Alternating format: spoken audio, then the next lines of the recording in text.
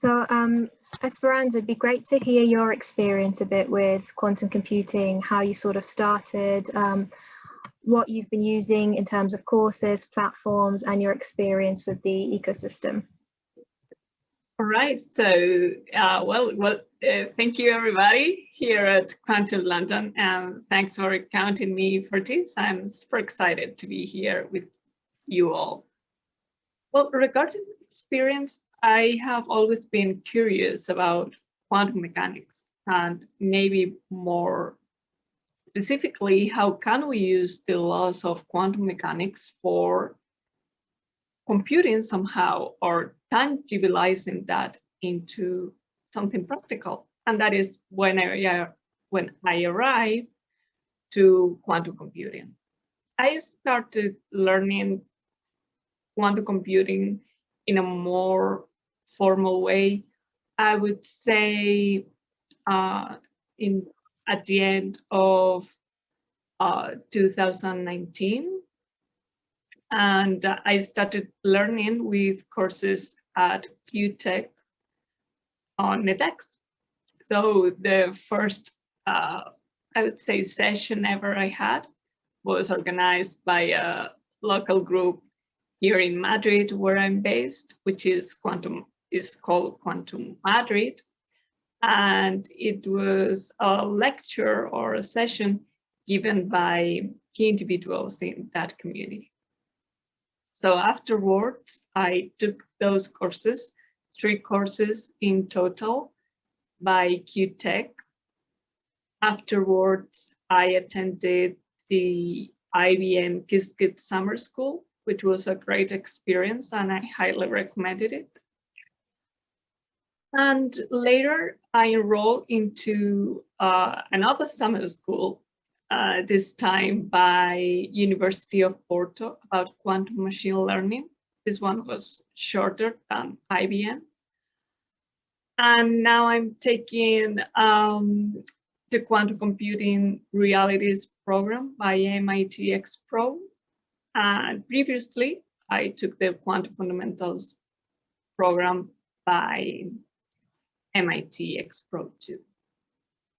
So in summary, what I would say for anybody interested into this technology and what you guys are doing in Quantum London is awesome, really, is get involved into a community and coding groups as you're doing, which I think are very useful. And then I would also recommend maybe to try to enroll into some course. There are different price ranges, and it's, I would say, a little bit about browsing different courses and deciding which one would work better for you.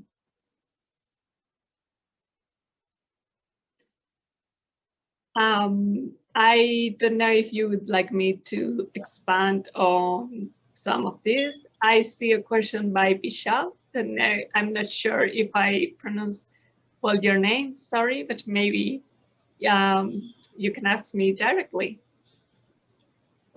Yes, you pronounce it correctly. I wanted to ask more about the MIT's course which you are enrolled in. If I'm not wrong, you might be in MIT's X-Pro course about quantum computing.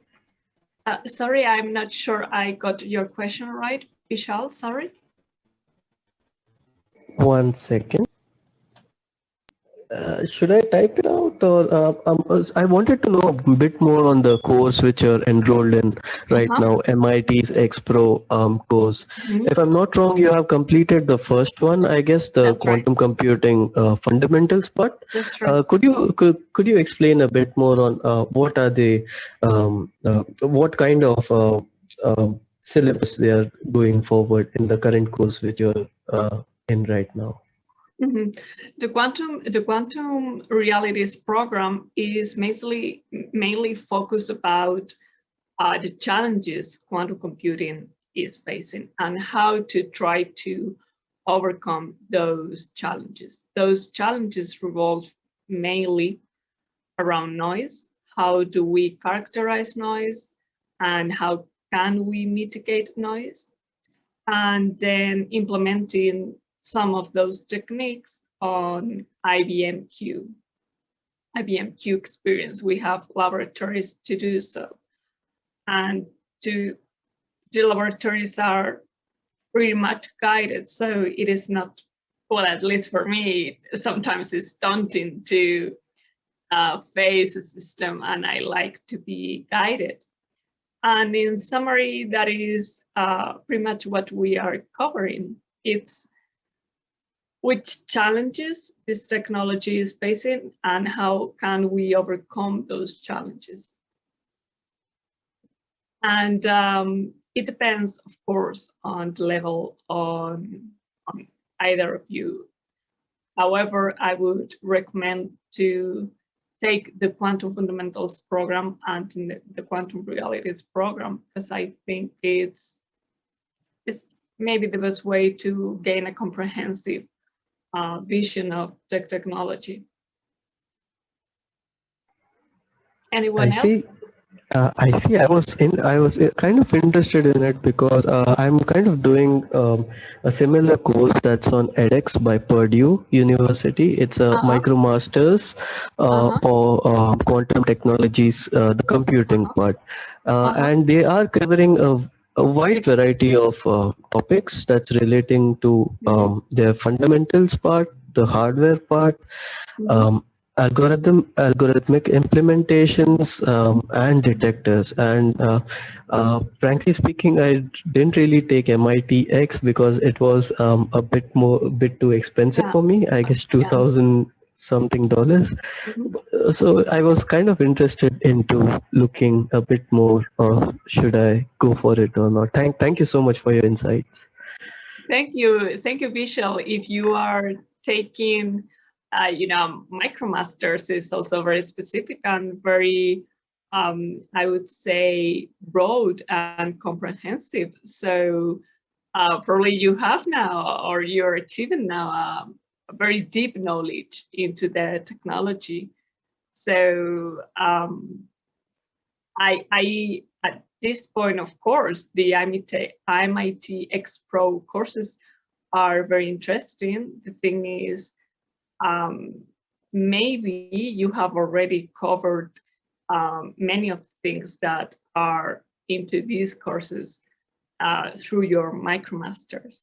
I have read about that MicroMasters too, and I might take it in the future when openings are available and I have time to do it also.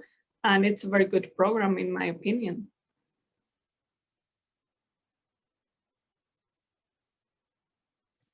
I don't know if any of you may want to ask any question or anything you'd like me to elaborate a little more about.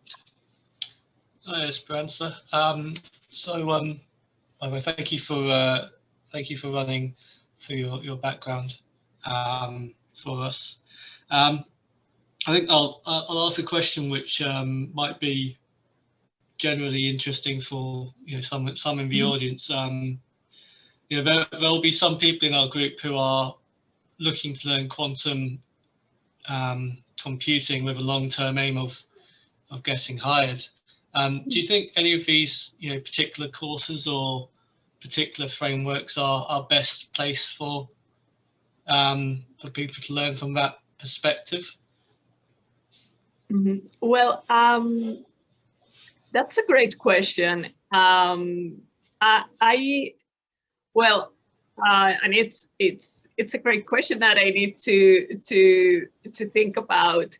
What I would say right now, it is that the quantum ecosystem right now, it is very effervescent, and I see a lot of job postings on different companies at different stages of development. So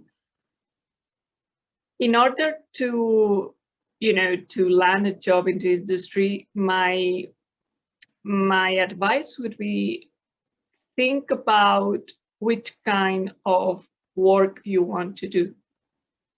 And I explain.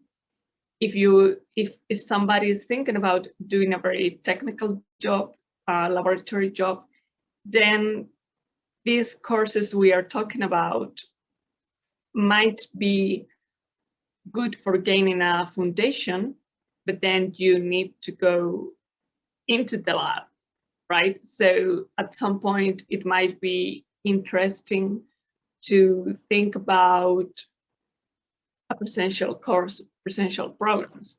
There are not many in the world, but they are there. If somebody is thinking more into maybe entering as a developer, then physicality is not so necessary. And what I would say is the different courses we are talking about provide a foundation and credentials. So it is, even though some people are very good being autodidacts, then you also have credentials to prove, as well as your portfolio, that you have solid foundations. And all of the names we are discussing are top-notch institutions. So my opinion, it is that employers will also recognize that. And last but not least, bear also in mind that the way the ecosystem is developing now, I feel certain interest for cross-functional profiles, I would say. So maybe you have industry expertise, you understand the technology, you might also be able to code, and that is also interesting for the ecosystem right now, or at the very least what I'm saying. And last but not least, of course, there is very specialized programs such as PhDs and so on. And I think that a common misunderstanding is thinking that only people with PhDs can enter into the quantum field. I don't think that is the case. And in fact, most companies into the quantum ecosystem are saying that is not the case. What can happen is that if some of you enter quantum companies, so to speak, you might end up doing a PhD in that company as a result of your job. But I wouldn't say it's something that would eliminate any of you from the selection process.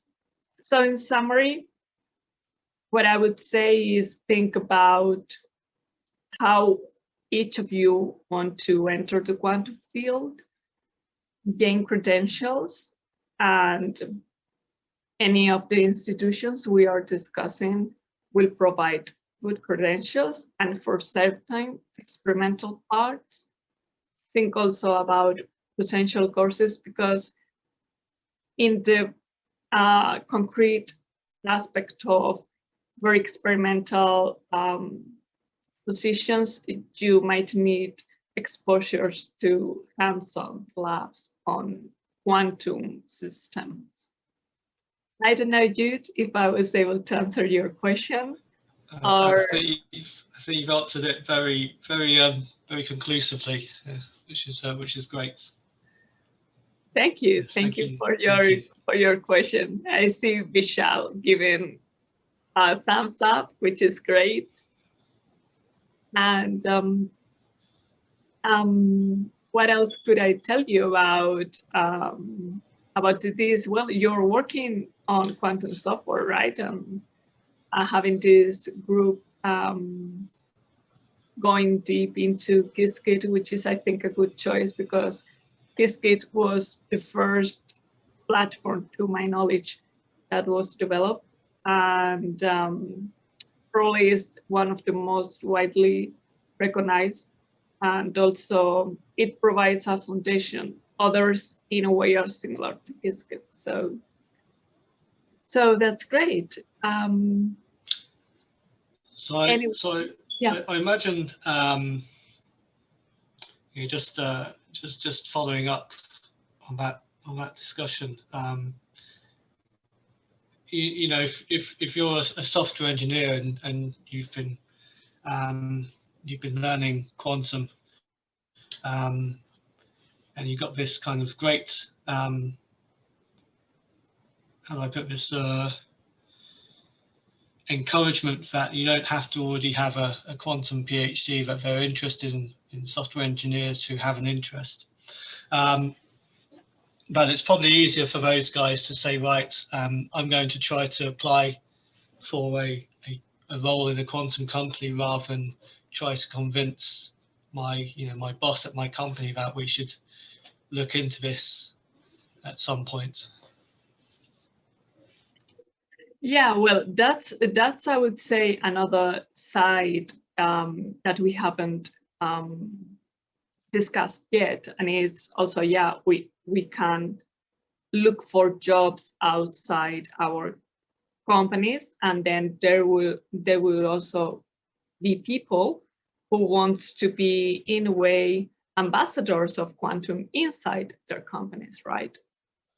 And there what I would say, it's a journey which starts with internal education, with creating awareness into the organization. And we are also, I would say, at a good moment, because day after day we see experiences in many sectors. I can give examples from aviation, for example, from Airbus, or from automotive. I know BWM are doing things. Logistics, there are also some experiences. BP recently announces and launching a quantum program. In finance, there are also examples, being Goldman Sachs and JP Morgan, probably the leaders. And all those experiences, all those news are great points for me to leverage to start conversations into companies about this technology. Also bearing in mind that the technology right now it's on a starting point, and it has a lot of components into terms of research. However, it is also important to recognize that I would say companies across all sectors need to do that, because it is very likely that the development speed of these technologies are going to be accelerated, and those who don't start their quantum journeys risk be left behind.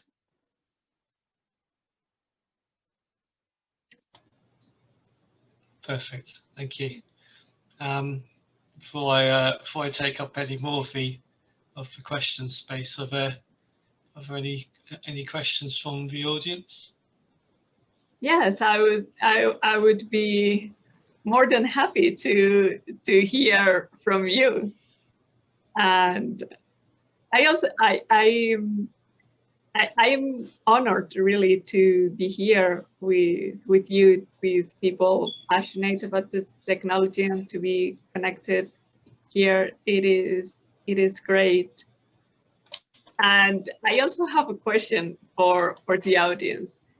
And I would be very glad if any of you would be so kind as to answer this question, and is, why did you decide to join this meetup and this session today?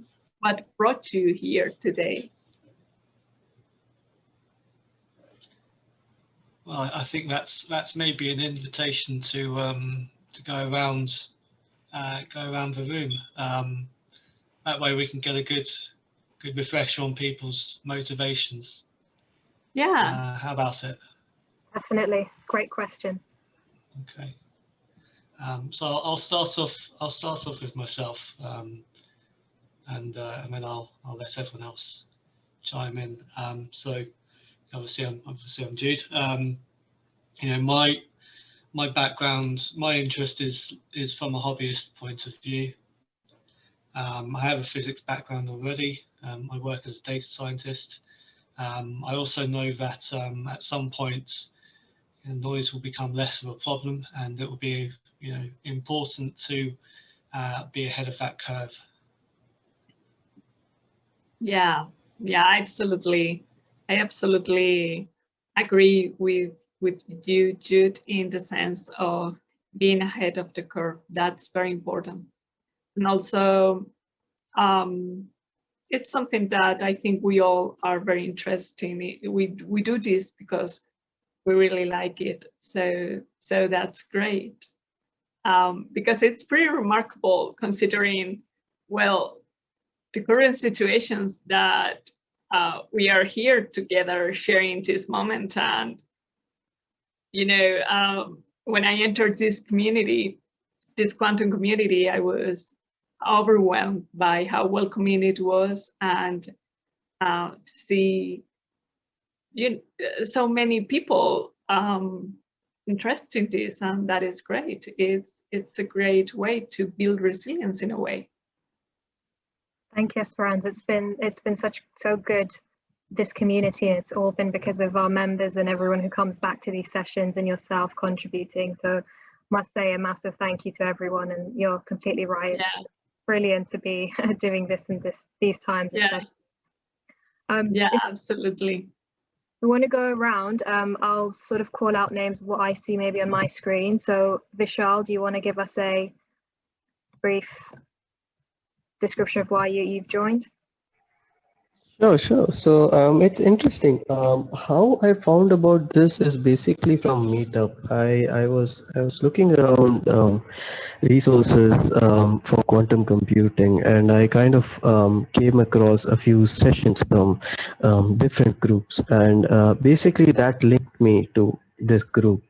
And the idea of me joining a group is to find people who are basically have a common destination, I guess, in terms of learning, and more or less even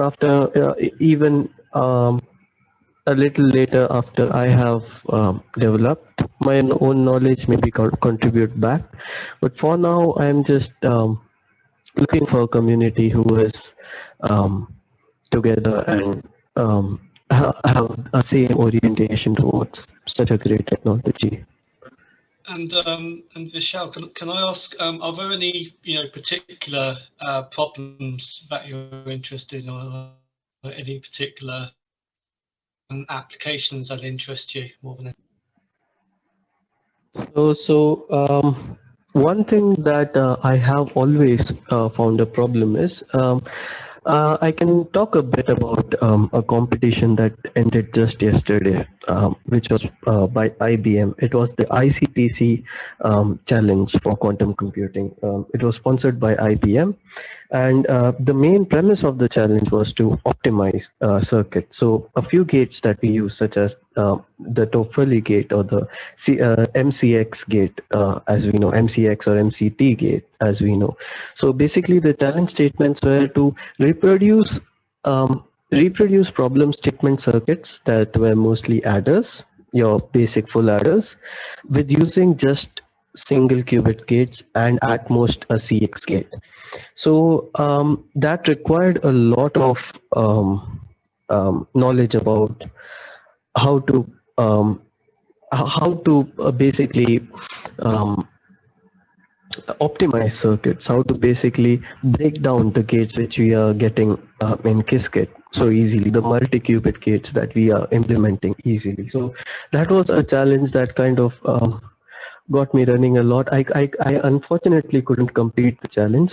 There were 3 rounds. I could only complete the first round. The next 2 rounds were a bit difficult for me, but that's a trend that I have been noticing in all of these competitions. That circuit optimization is something that everyone's looking forward to. Reduces scores because it makes sense for the real world too. Because if you optimize the circuit, if you can get away with implementing something with as few gates as possible, you are basically reducing your error too. So the basic approach, the basic thinking paradigm of optimizing a circuit is something that I do not know, and I have frankly not really come across any learning resources that is actually specifically pointing towards it. It may be there in the wild, but it might be hidden in a few more levels of theoretical knowledge, which I currently don't possess. So that's one of my pain points currently, which I'm kind of, just looking forward to figure things out. So right now, what I'm basically doing is looking at the solutions from other people who have got like really, really low scores and asking them out as to how they thought and how they write the solution to basically find something that I can generalize. So that's where I really need help right now. That's great. That's a great answer and a great motivation. Thank you, Vishal. Gerard? Yes, hello. My name is Gerhard. I'm a medical doctor and a computer scientist, and I was curious to learn about quantum. I didn't know anything. I started to read the QuizKit book. I'm at the algorithms now. I find it quite difficult to understand, and what I'm really missing is people I can discuss it, and it's not possible on the screen. So I like the personal meetings. Yeah, Gerard, I agree. This situation can be frustrating at times, right? And we all miss, I have very, very fond memories on when we could meet in person here in Madrid. And I hope we can travel maybe in the future and we can meet personally, because I agree with you, Gerard. Sometimes it can be frustrating. However, in a way, even though we sometimes feel frustrated, I think we are also grateful that we have this technology. Because sometimes I think, well, without this, it would be even worse. That's right.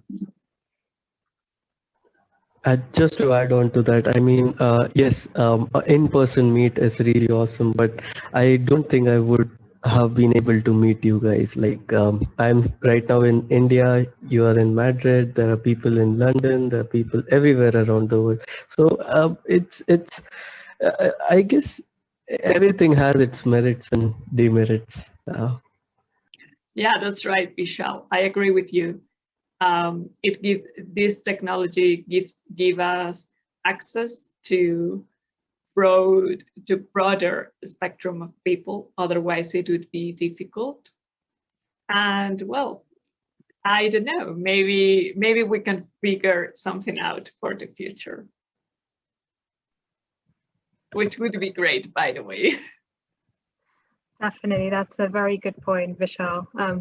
This community used to be meeting in person, and as you say, we would not have this much of an international reach and community if it wasn't for the situation. So I guess that's a silver lining.